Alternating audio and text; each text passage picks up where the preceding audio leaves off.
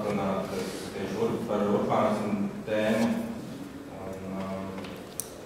Urbānisms, sākumā nevarētu definēt viņu ar noteiktiem kaut kādiem globāliem kontekstiem, un es atstāšu šo terminu vienkārši kā telpisku perspektīvu, kas ir vēl definējami. Un pieeja neopragmatiska, un mēs skatāmies gan teorijā, gan praksē. Un tās galvenās teorijas, tās ievirzas, protams, nāk no filozofiskām mācībām. Un šaurāk skatoties modernisms un postmodernisms, un tas galvenais, tā galvenā kustība ir vairāk nemeklējot kādas metafiziskas klišejas vai vērtības, bet vairāk skatoties uz fenomenoloģiju un tādām eksistenciālām vērtībām, kas tiek definētas tajā brīdī. Otra atsauce ir literatūras teorijā, kas sākoties ar struktūrālismu un ejot uz poststruktūrālismu, kas arī balstās šajā fenomenoloģijā. Un tas pamats ir Ferdinands Saussure lingvistika, ka pastāv noteikta funkcionāla sakarības starp konceptiem un tām zīmēm, ko mēs runājam.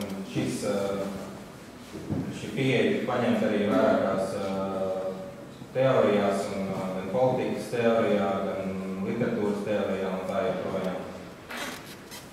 Un arī urbānisms ir daudz teorijas no tā iedvesmojušās un to arī tālāk. Un tas standarts ir jaunais urbānisms, šajā gadījumā tas ir Urban Transect, kas ir no rurālās vides tiecoties pakāpeniski uz pilsētas centru un līgu apbūvi.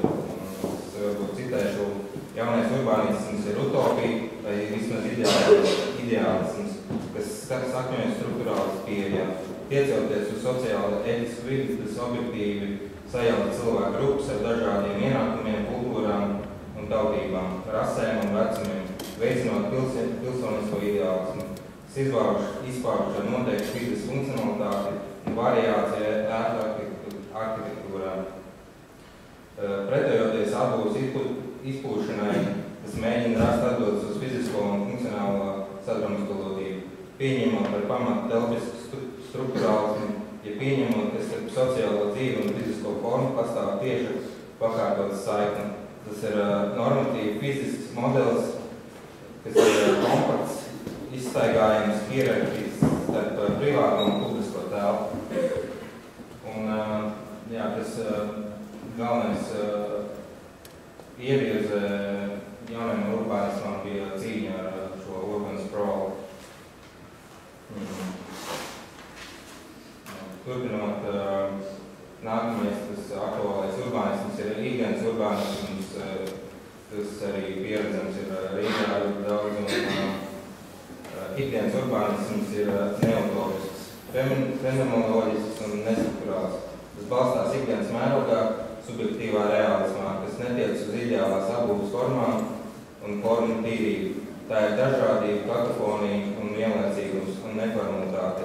Nestruktūrālā pieeja apslāpē tiešo attiecības starp vides, dizainu un sociālo uzvedību. Tas iedvesmojas no dažādo grupu spējas iztēloties un piemērot vidi savām ikdienas funkcijām, ieņemot stāvvietas, tukšās telpas vai transformējot doto ikdienas vidi. Forma un funkcija tiek struktūrāli vienotas atvērtā procesā, izgaismojot kopienas kultūru, vairāk nekā to spēja dotās vidas dizains.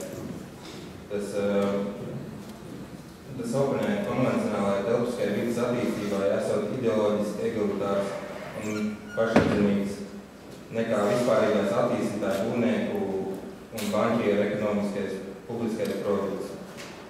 Un viena no tādām izpausmēm ir, protams, šie radošie kvartāli, bet tas apskatāms arī plašāk. Viens no tiem terminiem heterotopija, kas ir Foucault termins, un tas ir tā mentālā telpa, kas nav skaidri definējama, piemēram, arhitektūrā vai dizainā.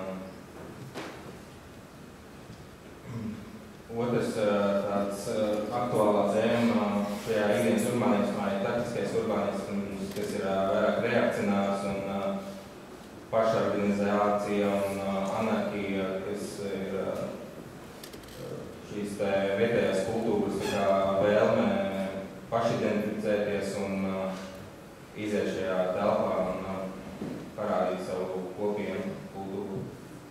Un, protams, tā Jane Jacobs savā grāmatā pirmajās nodaļās apraksta šo pilsētas dzīvi, un to var pieredzēt.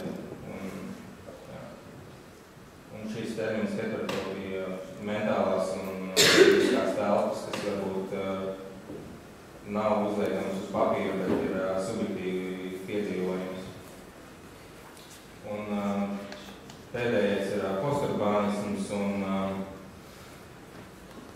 tas ir poststruktūrāls heterotopisks, tas apzināti nerēķinās ar virspusējām dalītām kopētībām vai metafiziskas vides stāstu, atstājot fragmentāro pilsētu dabu, kas sadalīts nabagajos minoritātēs, homoseksuāļos un milicijā un tā joprojām. Meklējot jaunas zināšanu formas, jaunas hibrīda iespējas, jaunas neparedzamas brīvības formas, posturbānisms nemeklē atbildes konvencionālā arhitektūrā un urbānismā.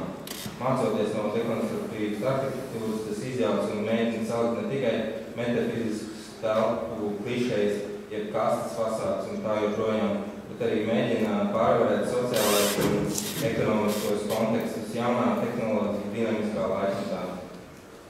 Un, tas ir viens no jaunākajiem urbānismiem. Šis ir viens no tiem dekonstruktīvas arhitektūras Pītera Aizmana Berlīnas memoriāls.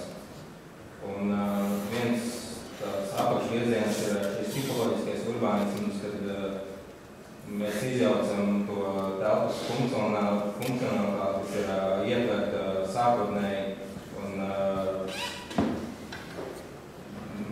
mēs ienesam kaut kādas jaunas funkcijas, kas atbilst tam jaunajām sociālajiem kontekstam, kas ir daudz aktuālāks par kaut kādām klišejiskām vērtībām, kas ir bijuši agrāk un kas vairs nestrādā tajā kopienē.